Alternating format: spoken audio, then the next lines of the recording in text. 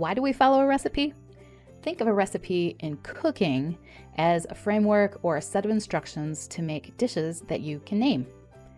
Let's take lasagna, for instance. Most people know what lasagna is by the name. You think of long, flat noodles, tomato sauce, meat, and cheese. That is a dish we can be creative with. In other words, you can change things up a bit. You can replace the meat with vegetables. Now you have veggie lasagna. So when it comes to cooking, recipes can be altered to your liking. You can add different spices, or you can use less of an ingredient. The choice is yours. But if you want the same taste each time you make the dish, you must follow a recipe. If you decide to alter the recipe, you should make notes of those changes. That way you can remember the improvements and you can recreate the delicious dish. When it comes to baking, that is a completely different story. You have to follow a recipe. Baking is a science. Temperature, timing, changing texture, reactions, everything has to be precise. What do you suppose would happen if your favorite bakery ran out of baking soda? And what if they decided that they would make cupcakes anyway?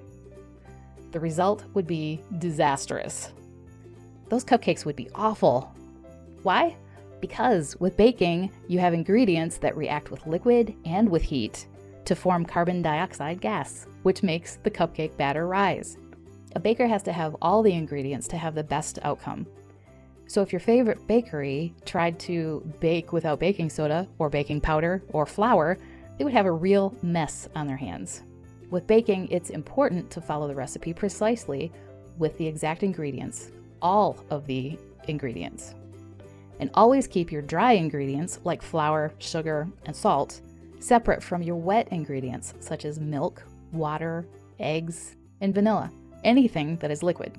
If you combine all of the ingredients without following the proper steps, you will end up with a completely different result, a different texture, like flat cupcakes.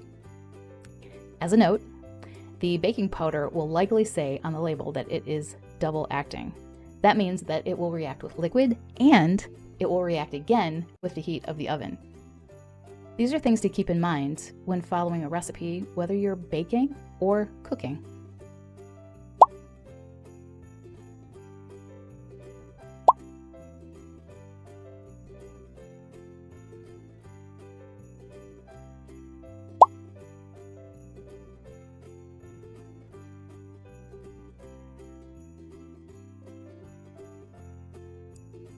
Have fun and be safe in the kitchen.